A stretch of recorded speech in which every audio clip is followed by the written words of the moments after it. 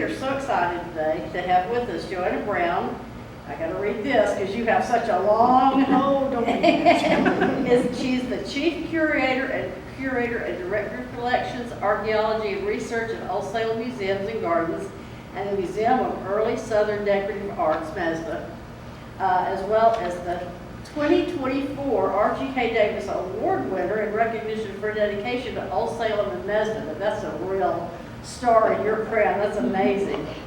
So we are very, very honored to have you with us today. She's going to talk about the history of MESDA, which tells the story of life in the Early South through an unparalleled collection of early Southern furniture, ceramics, silver, paintings, textiles, and other decorative objects.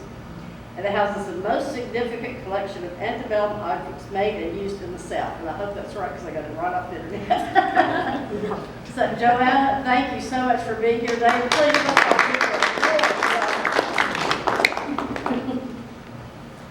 Well, we don't have time to talk about everything we have at MESDA, but I am going to talk to you a little bit about the founding of MESDA and its place in Old Salem, because they really are inextricably linked. I started at Old Salem 34 years ago, and I like to joke that I was just a child. So Old Salem Museums and Gardens is the umbrella organization which includes a living history museum, restored historic gardens, and the Museum of Early Southern Decorative Arts. The Old Salem Historic District was declared a National Landmark District in 1966 and expanded 50 years later. The district showcases the culture of the Moravian settlement through a living history museum that includes artisans who demonstrate historical trade methods. Old Salem is a center for preservation as well as a horticultural district that has many authentic historical gardens.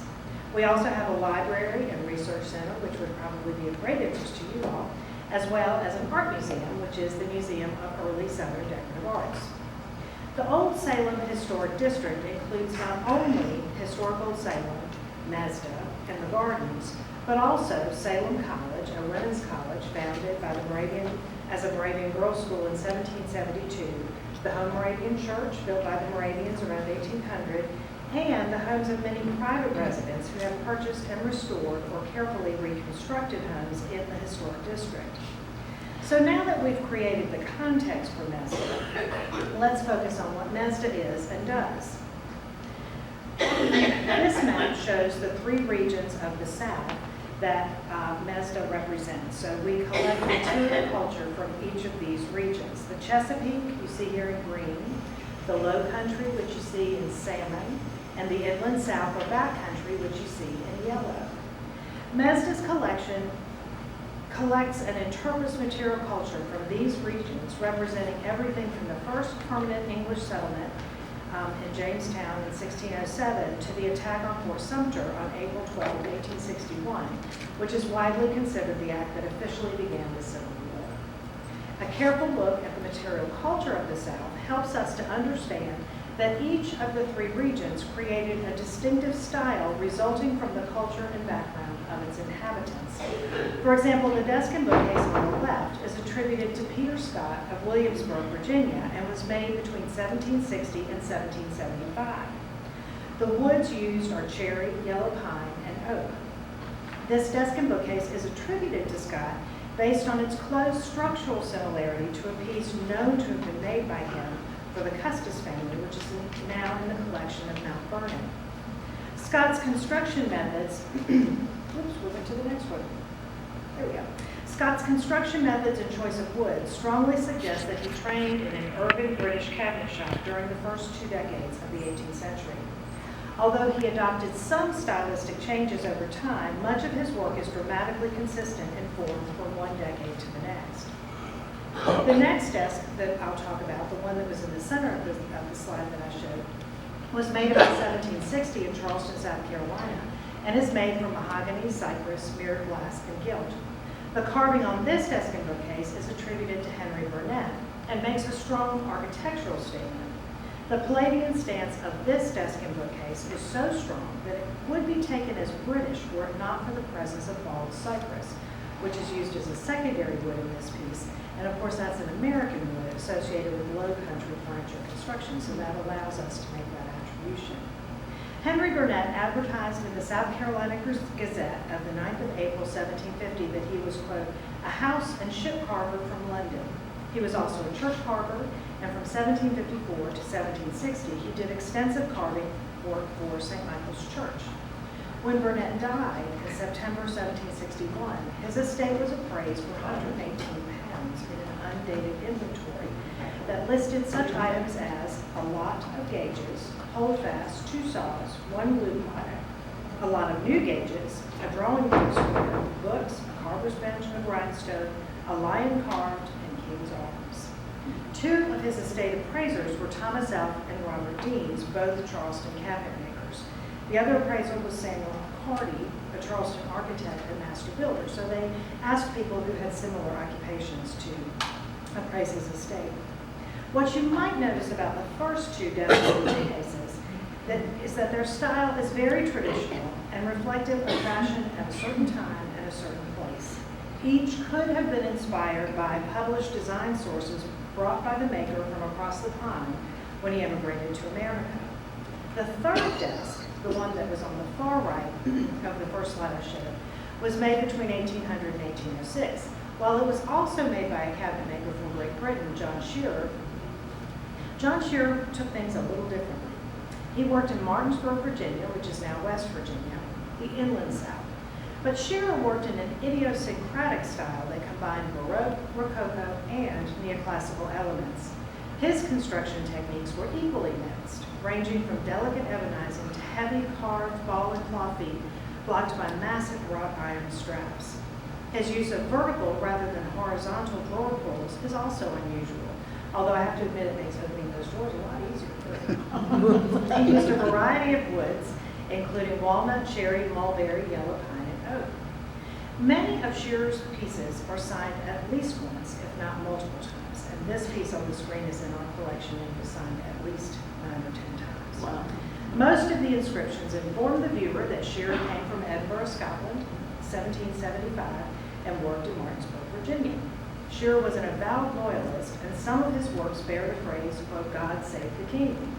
One piece contains the phrase, from a Tory, Viva le Roy, save the king. He was quite a character. He also felt free to antagonize members of his community with secret inscriptions.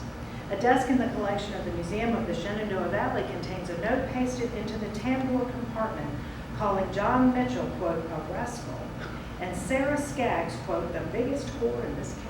He was a singular craftsman. Shearer epitomizes the inland South, or backcountry tradesperson who demonstrates a knowledge of traditional styles, forms, and techniques, but whose work interprets them differently. The backcountry is my favorite area that we look at. MESDA collects and interprets material culture from the 8 states you see listed here. Within the last few years, we added Alabama to our collecting, and you can imagine that Alabamians were really a little surprised that, they were considered part of the South now. We deemed them part of the South. MESDA was the brainchild of Virginia antiques collectors Theo Tolliver and her son, Frank Horton, who, with others in the South, sought to dispel the myth, still prevalent in the first half of the 20th century, expressed by the Metropolitan Museum of Art curator Joseph Downs at the 1949 Williamsburg Antiques Forum, that little of artistic merit was made south of Baltimore, to which a woman from Kentucky is reported to have responded by asking if he spoke from ignorance or prejudice. An indignant force of Southern collectors and scholars got to work on a loan exhibit at the Virginia Museum of Fine Art to dispel this myth. A young Frank Horton advised on the exhibit and was a lender. It did not take long for Horton to become obsessed with collecting and documenting Southern decorative arts. But before founding MESDA, Frank and his mother became passionately interested in the restoration of Old Salem. After serving in the Navy during World War II, Frank moved back to Winston-Salem and resumed dealing antiques with his mother. Upon his return to the city, he met Moravian archivist Adelaide Fries, who kindled his interest in the architecture and decorative arts of the North Carolina Moravians, who established the settlements of Bethabara, Bethania, and Salem in the 18th century. Many of the original buildings in Salem by the mid-20th century had survived, but several were being threatened by development. Of course, it was also home to the first Krispy Kreme, so. At any rate, leading the charge to restore Salem were Frank Horton, James Gray, Ralph Haynes, Arthur Spa, Reverend William Hoyt, and Charles Babcock. With the assistance of architect Andrew Hepburn, who had helped with the restoration of Colonial Williamsburg, Frank conducted an architectural survey and developed cost estimates for restoring the buildings. By the time work began, Frank had abandoned the antiques business to devote all of his time to Old Salem. Between 1950 and 1972, he supervised the restoration and reconstruction of approximately 50 buildings in Salem and the nearby town of Bethabara. One of the houses restored under Frank's direction was the Mix House, constructed in 1771 and the first private family home in Salem. Johannes Mix was born in Herrenhut, Germany in 1731. He arrived in Bethlehem, Pennsylvania in 1754 with 53 other single Moravian brethren. 10 years later, he married Maria Christina Henrietta Powderman and moved to Bethabara, where he worked in the community store. In 1770, the Mix family moved to Salem and began construction on their house. When completed in 1771, the house was the first privately owned house, as I said, and it had not been a residential building for long before it became the first tobacco shop. The Mix House is the oldest tobacco shop on its original site in the United States. Old Salem Incorporated purchased the property in 1958. 2 years later, the building was restored to its 1771 appearance. Additionally, in 1960, the adjacent tobacco manufactory building was reconstructed based on historic photographs and maps. In the midst of all the activity Frank was overseeing in Salem, he maintained his commitment to the study of Southern decorative arts. In 1959, he wrote a letter to the president of Old Salem, Charles Wade, to propose an idea. He wrote, "The subject of the South's history in this field has been greatly neglected by historians. While minor in comparison with schools of culture in Philadelphia, Newport, Boston, and other urban centers of the 18th century, the South had a culture distinctive in many ways, principally brought on by the rural economy of the area and its dependence to a great extent on England for manufactured goods. The few things produced in the South were often provincial in character, but is not this story worthy of the telling? Such a program or exhibition for Old Salem would add scope to its collection of Moraviana." And that's it. You got it started. Although Frank proposed building a new building to house his collection of Southern decorative arts and the historic interiors he and his mother had been collecting for decades, in 1960 they became aware of another option. The local Kroger grocery store was going on the market. And so, within a few short years, Frank and his mother paid to renovate the interior of this building at the south end of Main Street. Period rooms took the place of freezer cases and bakery racks. Southern furniture took the place of shelves of canned goods. And framed prints and paintings from the 18th and 19th century replaced magazine racks and cash registers. The museum opened in 1965 with a new facade and a completely renovated interior. With another new facade and major renovations undertaken in the 1990s, the building today looks nothing like the grocery store it once was. Here you see two of the original period rooms, and here you see the same rooms turned into galleries created in the spaces in the first decades of the 2000s. In 2015, we underwent another drastic change when we opened two self-guided galleries. Up to this point, if you came to MESDA, you went on what some people call a forced decorative arts march through the collection. And while some people absolutely loved that, others were not so enamored of it. So we decided to introduce some self-guided galleries. The first one is the McNamara Masterworks Gallery, which features some of the most extraordinary pieces in the collection that represent each of our regions. And the second, the William and Susan Mariner Southern Ceramics Gallery, features the most comprehensive collection of Southern pottery exhibited anywhere from the 18th to 19th century. In 2016, we opened the Diane Fur Moravian Decorative Arts Self-Guided Gallery, which features the material culture of the Moravians. Parallel to his programs of collecting Southern decorative arts, Frank was meticulous about research. The 1970s saw the formalization of MESDA's research program, which included a document reading program to record the names of craftspeople working in the South. The name of each craftsperson discovered was carefully recorded on an index card and filed away for researchers to use with the source for the material as far as where they had found it. Within a couple of years, Frank then started a field research program. He trained young women to recognize decorative arts of the South, and he paid for them to live in communities for a couple of months at a time. They would lecture to genealogical societies, historical societies, and they would say, these are the kinds of things we want to document. And people would say, oh, I have a house full of that. Then they would go, oh, wow. And they would take photographs and send back send back the film. Frank would develop it into contact sheets, and then he and Brad Rauschenberg would go back and make really detailed photographs of the things that most interested them. Today, all of these files are kept in the MESDA Research Center and have been digitized for anyone to use online free of charge. These files enhance our understanding of the permanent collection and the breadth of Southern material culture beyond what we can physically collect. The program continues to operate today and is the foundation of MESDA's Research Center. The resulting object database has about 20,000 files and continues to grow. And the Craftsman database, which is also available online, documents over 100,000 men and women working throughout the South. In 1975, MESDA began publishing the Journal of Early Southern Decorative Arts, so it is 50 years old today, not today, but this year, as a vehicle to share the research gathered and assimilated through the Craftsman database and the MESDA Field Research Program. 50 years later, the MESDA Journal is a leading scholarly publication recognized for its dissemination of scholarship related to Southern history and material culture, and it too is available free of charge online. Frank's approach to research and collecting was rather revolutionary for its time.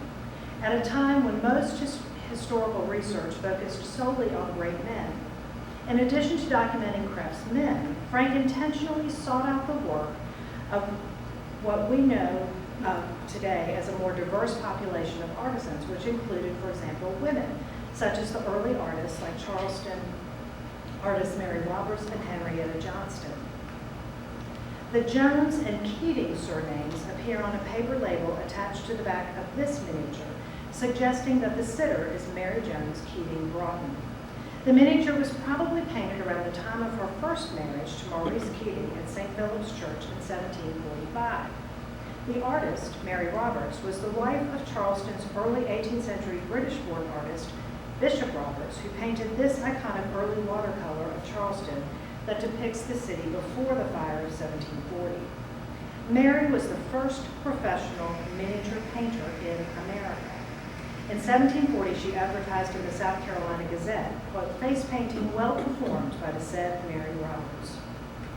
Colonel Samuel Preloux and his wife Mary Magdalene, both Huguenot descendants, are depicted here in pastel by another early female artist in Charleston, Henrietta Johnston. Henrietta Daring Johnston is recognized as the earliest professional female artist and the first known pastelist working in the American colonies. She was the daughter of Susanna de Villiers, and it is generally accepted that she was born in northwestern France and that her family immigrated to London in the mid-1680s. In 1694, she married William Daring and moved to Ireland. It was during this time that she began to draw pastels, as it is evidenced by her earliest portraits of a number of people to whom she was related by marriage. Although the quality of her work suggests she had received some formal training, nothing is known of her education. Widowed by 1704 and the mother of two daughters, Henrietta married again in 1705 to Anglican clergyman Gideon Johnston, who was appointed 2 years later to serve as commissary of the Church of England in North and South Carolina, and to serve as rector of St. Philip's Episcopal Church in Charlestown. The only problem was that when the Johnstons arrived in Charleston in 1708, St. Philip's already had a minister, and so there were some issues in terms of what Gideon Johnston was going to do for a living. Over the next few years, Henrietta's work as a pastel portraitist became critical to the financial survival of her family, as is proven by one of her husband's letters in which he wrote, quote, "Were it not for the assistance my wife gives by drawing of pictures, which can last but a little time in a place so low peopled, I should not be able to live." Indeed, Gideon Johnston died in a boating accident in 1716, and Henrietta Johnston remained in Charleston until her death in 1729 and continued to paint portraits, many of which still survive. Similarly, Frank Horton also sought to record the contributions of indigenous makers such as the Cherokee women responsible for these early 19th century River King baskets. These particular baskets have a history of having been sent to Salem, North Carolina by Anna Rosina Gamble, who was a Moravian woman who, with her husband John, established a mission and school for young Cherokee children in Spring Place, Georgia, at the turn of the 19th century. Here you see a drawing of the mission, as well as 2 watercolors taken from a small book of her Cherokee students' writings that Anna assembled to welcome another Moravian to Georgia in 1807. To be clear, the school established by John and Anna Rosina Gamble was nothing like the late 19th century Indian schools where abuse was rampant and appreciation of Cherokee culture was non-existent. In 1801, at the invitation of Cherokee leaders, the Salem Moravians established Spring Place Mission in northwest Georgia, near Chatsworth. They held the longest tenure of any missionary society in the Cherokee Nation before the horrific forced removal of the Cherokee in 1838. Their most notable missionaries were, as I mentioned, Brother John Gamble and his wife, Anna Rosina. She was a botanist and former headmistress of the Bethlehem Female Seminary. The Gambolds served Spring Place from 1805 to 1821, the year that Anna Rosina died. During those years, some of the mission schools were the offspring of Cherokee leaders who believed that the best way for the Cherokee to preserve their independent homeland was to create an educated elite who could lead the efforts of the Cherokee Nation to resist the persistent encroachment on their lands and resources. For better or for worse, the Moravians also influenced the Cherokee in spiritual matters. By 1830, the Moravians had converted some 40 people, including the second provincial chief, Charles Hicks, and his niece, Peggy Ann Scott Van Crutchfield, the widow of the infamous James Van of Diamond Hill Plantation. Peggy was the daughter of a Cherokee woman and of a Scottish trader. She and Anna Rosina became close, and it is they who sent these and other baskets back to Salem, filled with seeds and other treasures from the Cherokee people. In a move that was less common in the 1970s than Frank Horton was committed to recording African American craftspeople, both free and enslaved. And our commitment to telling these stories through material culture continues today. One of the craftsmen recorded was Thomas Day, a free African American cabinet maker working in Milton, North Carolina. While many objects from the period in which Day was working have been attributed to his hand without much actual evidence that he made them, MESDA's chest of drawers, which you see here, came to us with a detailed receipt describing the piece, confirming that Day did indeed make this example. The receipt reads, "Received the 20th of August, 1850 of Mr. James M. Barnett, $35 in full for 1 dressing bureau. To have marble top, 2 drawers each end of marble, good glass and finish, in the finest style, delivered at Roxborough, 5 or 7 September present year, signed by Thomas Day." The story of African American craftsmanship in the South cannot be told without including the work of many enslaved potters of African descent working in Edgefield County, South Carolina. Perhaps the best known Edgefield potter was a man named David Drake. This massive storage jar was made by Drake, one of the many individuals enslaved at the pottery plantations of the Edgefield district of South Carolina. Dave's first enslaver was Abner Landrum, who has been credited with establishing the first pottery in the Edgefield district during the 18-teens. Later, Drake was enslaved by the pottery proprietor, Louis Miles. This jar in the MESDA collection is marked, quote, "I saw a leopard and a lion's face, and then I felt the need of grace," which is an adaptation from Revelation 13:2. "And the beast that I saw was like a leopard, its feet were like a bear's, and its mouth was like a lion's mouth. And to it the dragon gave his power and his throne and great authority." Of the nearly 3,000 enslaved craftsmen who have been documented by MESDA, David Drake is the only one whose work we can positively identify because he signed it. Despite laws prohibiting literacy among the enslaved, Drake learned to read and write. His pots, more than 150 signed examples are known, testify to both his literacy and his skill as an artisan. In addition to programs of exhibition, research, and publication, MESDA is actively involved with our sister institutions. The three people you see here, William Sterlo, Dr. Torrin Gadsden, and Dr. Tiffany Moman, were all students of the MESDA Summer Institute a decade ago. Their time as students at MESDA planted the seeds of a project they started called the Black Craftspeople Database that eventually grew to include the idea for an exhibition of objects made by Black craftspeople.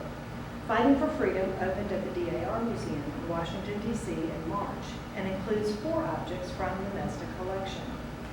The publication of the catalog of this exhibit is another to add to the myriad of publications that have used the MESDA collections, the MESDA Craftsman Database, and the MESDA Object Database as resources for research. I mentioned that Will, Torrin, and Tiffany all attended the Summer Institute.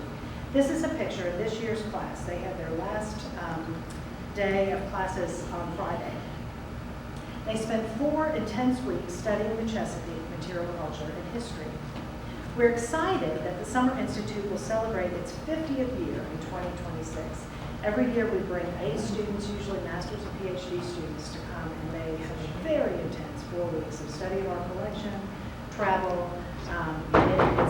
It's a wonderful program for them and for us. While the Summer Institute targets a very specific audience of students, MESDA offers a lot of programs for the general public, collectors, and scholars. Our next big program is our MAP seminar in October, Mapping American Expansions.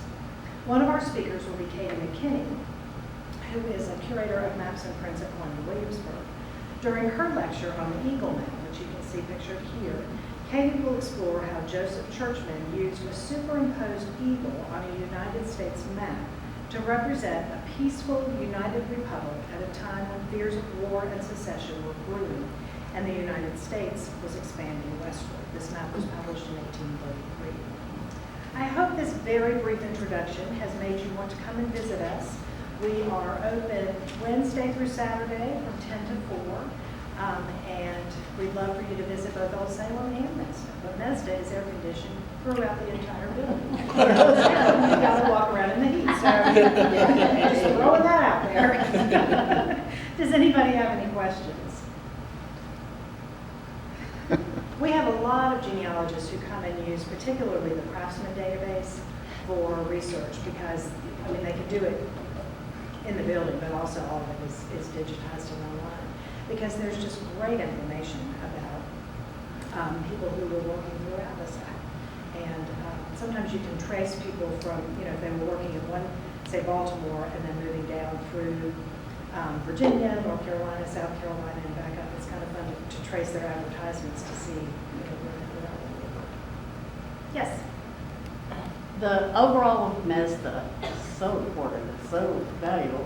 Are you all subsidized like by the National Arts? The original field research program and the Craftsman Database were both subsidized by the Endowment for the Arts and Humanities. As you can imagine from listening to the news, there's not much of that money out there right now. I was wondering how that was affected. We do a lot of grant writing and receive a lot of outside support. Of course, we have admissions income, but that only covers a very small portion of what we do. So we spend a lot of time raising money. That's what I was wondering, because the endowment for the arts being cut so severely here lately, I wondered if that was affecting you or going to affect MESDA at all. For years, IMLS is the Institute of Museum and Library Services. And for many years, Old Salem got, $150,000 a year for general operating support from them. But I think they're pretty much out of her. So, it's a scary time. We have a couple of grants that are out for consideration right now. There's a Save America's Treasure grant application out for some work that needs to be done on the Single Brothers House. And They tell us it's not dead in the water at this point, but, day to day, it's just kind of. Well, good luck to you all. Thank you. Getting that sustained, because Thank you, I hate seeing these important things cut. Yeah. And of course, Forsyth County has cut our funding because they've cut everybody's Oh, well. funding, so. How financially stable is Old Salem Inc.? Because I know they've sold several properties, and I don't know Yes. if that's a That short was, term. that was sort of a consolidation effort. Right. We wanted to consolidate our campus so that we had better control. Our staff is about 2/3 of what it was pre-COVID, Right. and we don't anticipate filling a lot of those positions. And so, we've got people doing multiple jobs, as a lot of museums do. I mean, that's not, but we have Old Salem and MESDA's endowment combined is about $47 million. And so a lot of that money, 47 million. yes, a lot, but of course, a lot of that is restricted money. So it can be used for example, we're currently raising money for an endowment to ensure that we can continue the field research program. And so we're raising money that will put off probably about $10,000 a year for us to do these research trips. But that's restricted to that. That can't be paid, that can't be used to pay the light bill. So it sounds like a lot of money, but you can't, you don't want to pay, you don't want to use the principal. So, you're just using, and again, it's primarily restricted money. Does Salem College provide any money to Old Salem Inc.? No, Salem College is its own I nonprofit know organization. it's Yeah, separate, but since, No, we sort of, the only thing that we're friendly and we all try to cooperate. right, But Salem Square is owned by Salem Congregation, but Salem Congregation, so Home Moravian Church, Salem College and Old Salem all use it. So we do cooperate on the care and upkeep of that. But for the most part, we're separate organizations, all struggling financially with our own problems. that's a good So, we have interns that come to work for us from Salem College, and, I've been over there a number of times to give articles on lectures on museum studies and things like that. So we're very friendly and try very hard to cooperate, but in terms of financial integration. And actually, Frank Horton's young women were mostly from Salem College. Actually, some of them were, but a lot of them were also from Collins. There were women who would come, they had a summer program that was a little bit different from the summer program that we have now. And they would come and learn, and then, go spend several months in this community. So, there's always been a lot of cooperation. Are you still accumulating objects? Yes. Do you, how do We you go across? we have very strict parameters, as you can imagine, because we have limited storage space and we have limited capacity to interpret things. So for the Moravian collection, we focus on objects that were made and used by the Moravians in Wachovia, which is the tract of land they settled, prior to about 1860. And then for the MESDA collection, it's material culture related to the states that are listed.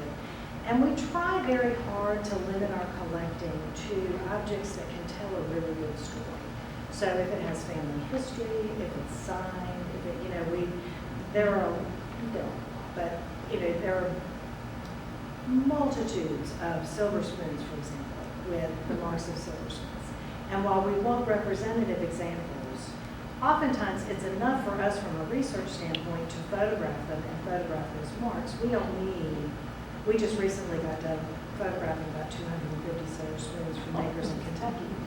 We don't need 250 silver spoons. I mean, a couple of representative examples are good. So, we have to be kind of selective about what we can take. But we do. We take donations. We also purchase things. We have restricted funds for purchasing objects, so sometimes things will come on the market and we'll go after them. And occasionally we take things on loan, but we really rather acquire them. Anybody else? Yes. Some of the information you gave on the specific pieces, I can't remember, I'm not good with names. But specifically the one, said the woman had quoted back about prejudice or ignorance. Yes. Is that information with the exhibit, or is it just that you're telling That us? quote, well, that story and that quote has been documented in a number of different places. There have been articles in the MESDA Journal that have talked about that. There was an article in Ceramics in America that was sort of a retrospective on Frank Horton that quoted that. So it's been talked about a lot. That particular story is not one that we, have it in the exhibit. But it's okay. Anyone else? Okay, well, if anybody thinks of any questions, I'll leave some copies of my business card here. And, feel free to reach out if you, I don't have a whole bunch, but I have a few. All right. Anybody wants to get in touch? Joanna, I can't thank you enough. This has been